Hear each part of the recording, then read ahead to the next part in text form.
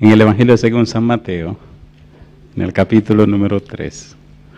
San Mateo capítulo 3, versículo 17. Mateo capítulo 3, versículo número 17. Dice la palabra de Dios: y hubo una voz de los cielos que decía: este es mi Hijo amado, en quien tengo complacencia. ¿Qué les parece si nos colocamos en pie y oramos? Querido Padre Celestial, gracias por la oportunidad de reunirnos en este santo lugar para estudiar su palabra. Señor, gracias por los ángeles que nos acompañan, pero gracias por la presencia y la dirección de su Espíritu Santo. Que en esta hora Él nos traiga a través del predicador palabra de vida para la vida eterna. Que cada amigo y amiga presente en este salón, pero también aquellos y aquellas que nos siguen en cualquier lugar del mundo, que cada hermano y hermana, aquí en este lugar o allá en cualquier espacio, cualquier lugar de la tierra, puedan hoy, Señor, recibir del Santo Espíritu palabra de vida para la vida eterna. Que hoy, Señor, escuchemos la palabra de Jehová, que vive y permanece para siempre. Padre eterno, que no sean conceptos de hombre, pero sí los principios de vida que dan vida, que cambian y transforman el ser para reflejar su imagen y su semejanza. Háblenos, Dios, y diríjanos. Lo pedimos en el nombre de Jesús. Amén, Señor. Amén. Hace algún tiempo comenzamos a trabajar con la serie Transformado por su Espíritu. La base de la serie es una palabra que aparece muchas veces en la Biblia. La palabra es arrepentimiento. La palabra arrepentimiento y el verbo arrepentíos, como aparece, dan una idea clave de cambio de la mente. En el idioma griego, metanoeo y metanoia lo que hablan es de cambio de la mente, una mente cambiada. Cambio de la mente significa que hay una transformación del ser. Hay un cambio en las estructuras mentales, hay un cambio en los patrones mentales. Hay un cambio tan profundo que produce un nuevo ser, una nueva persona. La Biblia le llama nuevo nacimiento. Pablo le llama renovación del entendimiento o renovación de la mente. Y todo lo que enfoca la Biblia es recrear a la persona, hacer una criatura nueva. Por eso la Biblia enfatiza que el que no nace de nuevo no puede entrar en el reino de los cielos. Poniendo eso como premisa, debemos entonces entender lo que Dios nos quiere decir cuando expresa: este es mi Hijo amado, en el cual tengo contentamiento a él oír. En esa sola frase, Dios resume todo el plan de salvación. Tan interesante es la frase que la eternidad no será suficiente para estudiarla. Los teólogos inventaron una ciencia que se llama la ciencia de la salvación, soteriología. Es el estudio del plan de salvación. Por ejemplo, cuando leemos el capítulo 3, versículo 17 de San Mateo, Jesús está para comenzar su ministerio. Mire el capítulo 4, versículo 17. Dice el verso 17, desde entonces comenzó Jesús a predicar y a decir, ¿qué cosa? Arrepentíos, porque el reino de los cielos se ha acercado. ¿En qué estaba basada la predicación de Jesús? En la palabra arrepentimiento. Y si miran el capítulo número 3, versículo 1 y 2, descubren que Juan el Bautista predicó lo mismo. Dice el verso 1, en aquellos días vino Juan el Bautista predicando en el desierto de Judea y diciendo, ¿qué cosa? Arrepentíos, porque el reino de los cielos se ha acercado. Y si usted sigue leyendo la Biblia, descubre que Pedro usó el mismo concepto, Hechos capítulo 2, versículo 38. Pablo dijo lo mismo en el capítulo 17, versículo 30. Y los discípulos hicieron lo mismo en el capítulo 12 de San Mateo. Tanto Juan el Bautista como Jesús, como Juan el Bautista, Jesús, Pedro, Pablo y los apóstoles predicaron: arrepentíos, porque el reino de los cielos se ha acercado. Si no hay arrepentimiento, no importa cuán religioso usted sea, ni a qué religión pertenezca, la clave es el arrepentimiento. ¿Qué hizo Dios para que eso fuera posible? Esta semana vamos a estudiar cosas muy hermosas. Y vamos a ver a Dios en una dimensión tan personal, tan real. Cuando era un adolescente, y hace mucho de eso, bebé, pasado un buen tiempo, el bebé me dijo, hablar de su adolescencia, usted se ve viejito. Yo era adolescente también.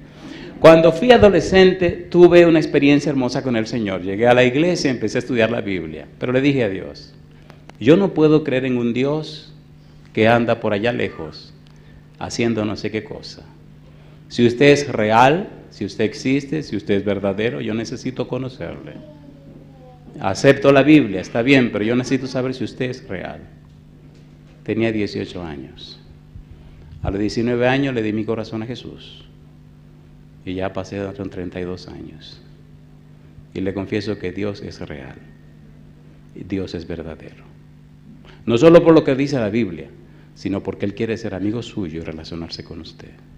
Hay muchos falsos conceptos acerca de Dios, porque carece lamentablemente la humanidad de experiencias reales con un ser real. Dios es real. Por eso la Biblia comienza diciendo, en el principio creó Dios. Dios. A mí me gusta la Biblia. Me gusta la Biblia porque responde mis preguntas y alguna pregunta peligrosa. Por ejemplo, una de mis preguntas, Señor, en fin, ¿quién es usted? La Biblia dice, en el principio, Dios. En el principio, Elohim. Y se despertó mi curiosidad. En el principio, un nombre plural. Y en el versículo 2 dice, y Ruach Elohim se movía sobre la faz de las aguas. Ahora dan un nombre personal a uno que pertenece al grupo. En el capítulo 2 y 3 habla de Yahvé Elohim, otro nombre del grupo de los Elohim. En el capítulo 3, versículo 24 y 25 de Daniel, habla de Bar Elahim, otro nombre. Y ya no hay más en toda la Biblia que esos tres. Ruach Elohim, Yahvé Elohim y Bar Elahim, el equipo de Elohim, el creador. Y ahora un personaje dice en el capítulo 3, versículo 17 de Mateo, señalando a Jesús, dice, este es mi Hijo amado en el que tengo contentamiento, a él oíd. Llama la atención que antes de Jesús comenzar su ministerio, Dios hace una declaración pública en ocasión del bautismo. Pero espere, llama la atención que cuando va a terminar su ministerio, antes de terminar y consumar todo, Dios habla otra vez y repite lo mismo. San Mateo capítulo 17, versículo 5, mira lo que dice. Llama la atención que Dios repita la misma frase. ¿Qué pasó con Dios? Se le acabaron las palabras. No tenía nada más que decir. La misma frase dos veces. San Mateo capítulo 17. Versículo 5. Mientras él aún hablaba, una nube de luz los cubrió. Y aquí una voz desde la nube que decía, ¿qué cosa? Este es mi Hijo amado, en quien tengo complacencia. A él oíd. ¿Por qué repite Dios la misma frase dos veces? ¿Qué le pasa a Dios? ¿Por qué cuando Jesús comienza el ministerio dice esto y por qué cuando termina el ministerio dice lo mismo? Pablo intenta explicar lo que Dios está haciendo. Hebreos capítulo 1, versículo 5 en adelante. Vamos a leer mucho la Biblia porque se supone que estamos predicando la palabra de Dios, no los conceptos del pastor Portes. Hebreos capítulo 1, versículo 5 al versículo 8. Vamos rapidito a ver si el tiempo nos da para llegar hasta donde debemos llegar. Mire cómo Pablo trata de explicar lo que Dios está diciendo. Hebreos capítulo 1, versículo 5, dice el apóstol Pablo, porque ¿a cuál de los ángeles dijo Dios jamás, mi hijo eres tú, yo te he engendrado hoy? Y otra vez, yo seré a él padre y él me será mi hijo. Y otra vez, cuando introduce al primogénito en el mundo, dice, adórenle todos los ángeles de Dios. Ciertamente, de los ángeles dice, el que hace a sus ángeles espíritus y a sus ministros llama de fuego. Y añade, mas del Hijo dice, tu trono, oh Dios, por el siglo del siglo, cetro de equidad, es el cetro de tu reino. Tres cosas. Pablo presenta a Jesús como el Mesías, el Hijo amado. Presenta a Jesús como aquel que debe ser adorado por los ángeles. presenta a Jesús nada más y nada menos que como aquel ser divino que tiene un trono donde se sienta. Pero mire qué curioso, capítulo 1, versículo 1 y 2. Pablo también dice de Jesús: Dios, habiendo hablado muchas veces y de muchas maneras en otro tiempo a los padres por los profetas, en estos postreros días nos ha hablado por el Hijo, a quien constituyó heredero de todo y por quien asimismo hizo el universo. Dios. Usted no puede conocer a Jesús si no conoce a Dios. Usted no puede entender a Jesús si no entiende a Dios. Usted no puede vivir cerca de Jesús si primero no vive cerca de Dios. Primero, Dios. Para poder exaltar a Jesús necesita exaltar a Dios. Porque Cristo vino a hablar de Dios. Porque Cristo habló acerca de Dios. Por eso es clave entender la frase de Dios: este es mi Hijo amado, en el cual tengo contentamiento a él oír. Pablo nos dice, ese Hijo amado es el Mesías, ese Hijo amado es Dios que se hace hombre, ese Hijo amado tiene un trono. Juan el Bautista también quiere explicar la frase, este es mi Hijo amado, en el cual tengo contentamiento. Mira lo que dice Juan el Bautista. San Juan capítulo número 1, versículo 15. Vamos rapidito, queridos, porque entender esto produce en la mente humana un cambio, una transformación. Hace en nosotros un efecto tan poderoso que nos convierte en personas completamente distintas, completamente cambiadas. Dice el versículo 15, Juan dio testimonio de él y clamó diciendo, este es de quien yo decía, el que viene después de mí es antes de mí, porque era primero que yo, porque de su plenitud tomamos todos, y gracia sobre gracia. Pues la ley por medio de Moisés fue dada, pero la gracia y la verdad vinieron por medio de Jesucristo. A Dios nadie le vio jamás. El unigénito Hijo que está en el seno del Padre, Él le ha dado a conocer. Número 1. Este es mi Hijo amado, significa este es el Mesías, significa este es Dios que se hace hombre. Pero a nosotros nos interesa profundizar en la frase, en quien mi alma tiene contentamiento. ¿Por qué necesitamos saber esto? Escuche, querido. Cuando el hombre sale de las manos de Dios, dice la Biblia en Génesis 1, 26, 27, sale a su imagen y semejanza. La idea de crear al ser humano es que refleje la imagen y la semejanza de Dios. El centro fundamental del ser humano es su mente. Cuando el hombre sale de las manos de Dios, Génesis 1:31, era bueno en gran manera y reflejaba la gloria de Dios. En el Salmo 104 dice que Dios se viste de magnificencia y se cubre de luz. En Romanos capítulo 3, versículo 23, dice que todos pecaron y están destituidos de la gloria de Dios.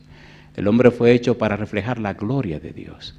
Dios no ha cambiado el plan se mantiene. A pesar de que el pecado entró y con el pecado la muerte, Cristo entró y trajo la vida. Que el pecado trajo muerte y desgracia, Cristo entró y trajo el poder de Dios para cambiar y transformar los corazones. Dios no ha cambiado su plan, pero el hombre necesita cambiar su mente. Por eso el trabajo del arrepentimiento. Todo el cielo, Padre, Hijo, Espíritu Santo, ángeles, querubines, serafines, todo el cielo está empeñado en un proyecto. La transformación del hombre a la imagen y semejanza de Dios. Pero el lugar donde tiene que operarse eso es en la mente humana. Por eso se hace tan difícil. De manera que hay que entender el mensaje de Dios para comprender cómo lo hace y cómo lo logra.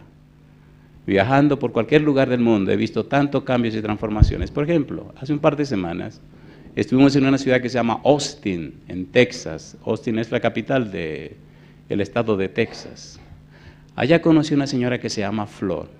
Posiblemente Flor esté viendo esto en este momento. Ella me contaba, pastor, mire, antes yo era un ser aborrecible, despreciable, mi vida era una desgracia. Mi relación con mi esposo era una miseria y con mis hijas yo misma no me soportaba a mí misma. Peleaba cuando salía, peleaba cuando llegaba, me pasaba el día peleando, era una cosa espantosa. Yo trabajo 45 minutos de mi casa. Y un día alguien me regaló un CD y lo puse en el carro para oírlo en el camino. Y empecé a escuchar los CDs, y empecé a estudiar la Biblia, y empecé a pedirle a Dios que obrara un cambio en mi vida. Aquí está mi esposo, aquí está mi hija. Pregúntele lo que ha hecho Dios conmigo. Antes todos le pedían consejo a mi hija mayor, porque conmigo nadie quería nada. Ahora pregunte quién aconseja en la casa. Y el esposo me mira con los ojos llenos de lágrimas y me dice, es increíble lo que Dios puede hacer en un corazón que cree. Jesús dijo, al que cree, todo le es posible. Yo no sé qué está pasando contigo. ¿Cuántas decepciones tienes? Que es otra epidemia que está acabando con la humanidad. Nos han decepcionado tanto, nos han traicionado tanto, nos han dañado tanto, que se nos hace difícil creer. ¿Sí o no? ¿Sí o no? Una señora tenía 55 años, su papá la violó cuando tenía 5. ¿Usted cree que esa mujer confiaría en nadie?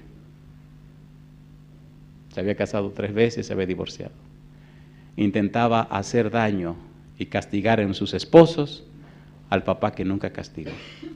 Creció y se desarrolló con la idea de matar a su papá un día. Ya tenía 80 y tantos años el señor. Vino a una campaña que estaba dando en mi país.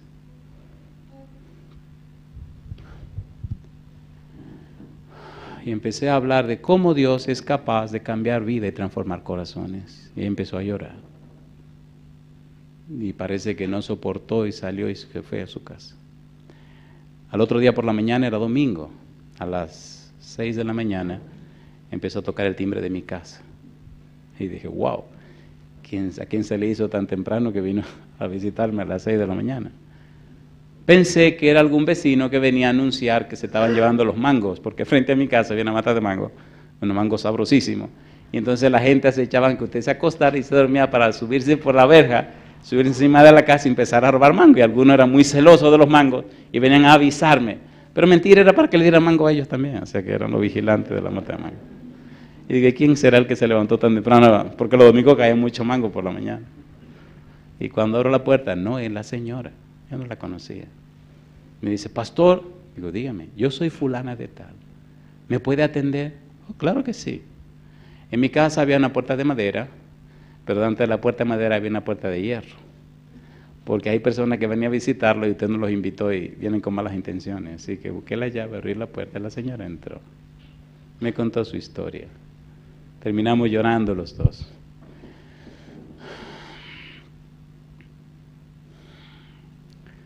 Y le dije a esta señora, bueno, si su papá le hizo esa situación, necesitamos pedir a Dios que la prepare a usted y prepare su corazón para perdonar a su papá.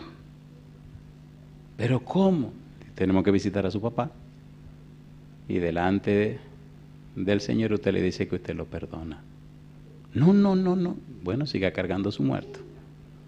Todos los muertos lo llevan al cementerio. Y la señora pasó una semana de guerra. Pero al siguiente sábado en la tarde me dijo, pues vamos. Y fui a visitar a este señor con su hija. Escuche.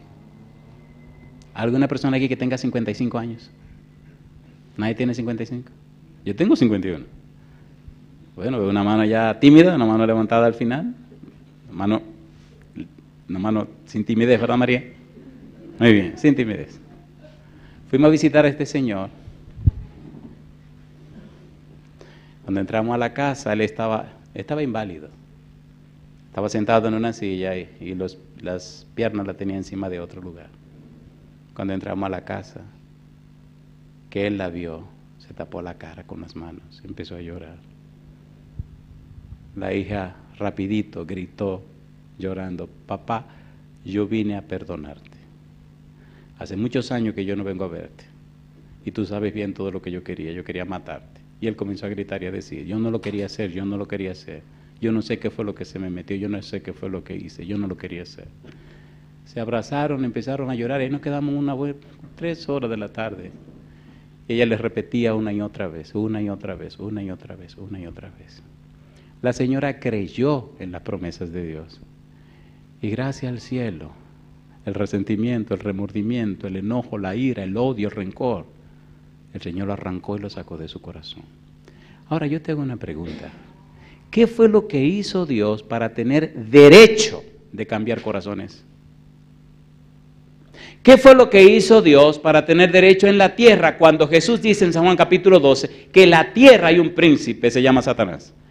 ¿Qué derecho y cómo ganó Dios el derecho de hacer el cambio en los corazones de los seres humanos? Cuando la Biblia dice en San Juan 1, versículo 10, en el mundo estaba y el mundo por él fue hecho, mas el mundo no le conoció. Y dice el versículo 11, a lo suyo vino, a su creación, y los suyos no le recibieron. Si el mundo no le conoce, si los judíos no le recibieron, si Satanás es el príncipe, ¿cómo ganó Dios derecho en la tierra de cambiar corazones? Dice San Mateo capítulo 3, versículo 17. Este es mi Hijo amado, en el cual tengo contentamiento. A Él oíd. ¿Cómo ganó Dios ese derecho? La frase, en quien mi alma tiene contentamiento, tiene que ser explicada por el mismo Dios. Siendo que lo dijo 2 veces, Él tiene que explicarnos a nosotros a quién se está refiriendo. Ya vimos que la primera parte habla del Mesías, pero ¿y la segunda parte? Isaías capítulo 42, vamos rapidito, Isaías 42. Vamos a entrar en una parte muy hermosa, pero debemos hacerlo rapidito a ver si completamos todo. Isaías 42, versículo 1, habla Dios. El mismo Dios dice estas palabras, verso 41, dice, he aquí mi siervo, yo le sostendré, mi escogido. Y ahora dice, en quien mi alma tiene contentamiento. He puesto sobre él mi espíritu, él traerá justicia a las naciones. Mi siervo. La palabra siervo significa esclavo. Espere. La idea de esclavitud en la Biblia no es igual a la idea de esclavitud en el mundo secular. De hecho, cuando tenga tiempo, lea el capítulo 21 del libro de Éxodo. Allí descubrirá, número 1, que un esclavo judío con otro amo judío solo era esclavo 6 años. Número 2, los esclavos tenían derechos y privilegios. Número 3, si un amo maltrataba a un esclavo, siendo judío y el esclavo judío, podía llegar a ser sometido a acciones de la justicia. Hay toda una teología, hay todo un asunto de lo que es siervo en el lenguaje bíblico y en el lenguaje judío. Se le llamaba siervo a un profeta, se le llamaba siervo a un sacerdote, se le llamaba siervo a un rey, siervo, un servidor.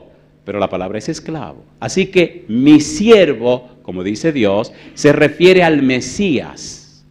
Y más adelante mencioné en el capítulo número 2, el versículo 2, versículo 3 y 4, habla de que traería justicia, hablando de Jesús. Pero lo que nos interesa es la palabra siervo, en quien mi alma toma contentamiento. Este siervo, este que vendría como el siervo de Jehová, es nada más y nada menos que el Hijo amado, es nada más y nada menos que el Mesías. ¿Cómo conectamos esto con el Señor Jesús? En el libro de Isaías, capítulo 53, mire lo que dice Dios con relación a este siervo. Mire qué cosa linda. Y aquí empezamos la experiencia hermosa de esta ocasión. Isaías capítulo 53, Dios hace una descripción maravillosa de este siervo. Versículo número 6. Dice el verso 6, todos nosotros nos descarriamos como ovejas, cada cual se apartó por su camino. ¿Y qué dice ahora? Mas Jehová cargó en él el pecado de todos nosotros. ¿Qué hizo Jehová? Cargó sobre él el pecado de todos nosotros. ¿Quién es este a quien Jehová carga el pecado de todos nosotros? Versículo 7. Angustiado él y afligido, no abrió su boca. Como cordero fue llevado al matadero, y como oveja delante de sus trasquiladores, enmudeció y no abrió su boca. ¿De quién está hablando el profeta? Del siervo sufriente. ¿Quién es el siervo sufriente? El Mesías. ¿Quién es el Mesías? Cristo Jesús. Recuerde la pregunta. ¿Cómo ganó Dios el derecho de transformar tu vida? ¿Cómo ganó Dios el derecho de cambiar tu mente? ¿Cómo ganó Dios el derecho de hacer en ti lo que Él quiere hacer? ¿Cómo ganó ese derecho? Y ahora comenzamos a ver una cosa clave. La palabra clave, sustitución. La palabra clave, sustitución. Mas Jehová cargó en él el pecado de todos nosotros. Segunda de Corintios capítulo 5, versículo 21. ¿Qué significa eso, pastor? Significa que Dios cargó el pecado de todos nosotros en Cristo Jesús. Significa que aquel en quien Dios tiene contentamiento es el siervo sufriente. Significa que Dios ganó el derecho de cambiar tu mente por el sacrificio de Cristo Jesús. Significa que hubo una sustitución, Cristo en lugar tuyo. Versículo 21. Al que no conoció pecado, ¿qué dice ahora? Por nosotros lo hizo pecado, para que nosotros fuésemos hecho justicia de Dios en él. Usted me está diciendo, pastor, que mi problema de pecado entonces lo cargaron sobre Jesús, sí. Usted me está diciendo que Jesús ocupó mi lugar, sí. Usted me está diciendo que entonces Dios me da una segunda oportunidad, sí. Usted me está diciendo que Cristo pagó entonces el precio de mis pecados, sí. Usted me está diciendo que Cristo entonces resolvió el problema del pecado, claro que sí. En Cristo Jesús, en el siervo sufriente, en aquel cuya alma tiene Dios contentamiento, en ese Dios resolvió el problema del pecado y ganó la oportunidad de trabajar en tu mente y cambiarla a su imagen y semejanza. Esto no es asunto de religión, esto es asunto de relación. El diablo, que es el demonio, ha hecho más daño del que nadie se imagina, dándonos una mente religiosa. A veces somos tan religiosos que no somos cristianos. A veces somos tan religiosos que en el nombre de la religión acabamos con la vida de la gente. ¿Sí o no? ¿Sí o no? Y la gente entonces odia a Dios y rechaza a Cristo por el problema de las religiones. ¡Qué barbaridad! Y a veces somos tan religiosos que ni siquiera conocemos a Dios ni a Cristo. ¿Es así o no es así? ¿Es así o no es así? Estaba el doctor Billy Graham en una universidad hablándole a los estudiantes. En ese tiempo, yo era un niño, decían que Dios había muerto. Y un estudiante se le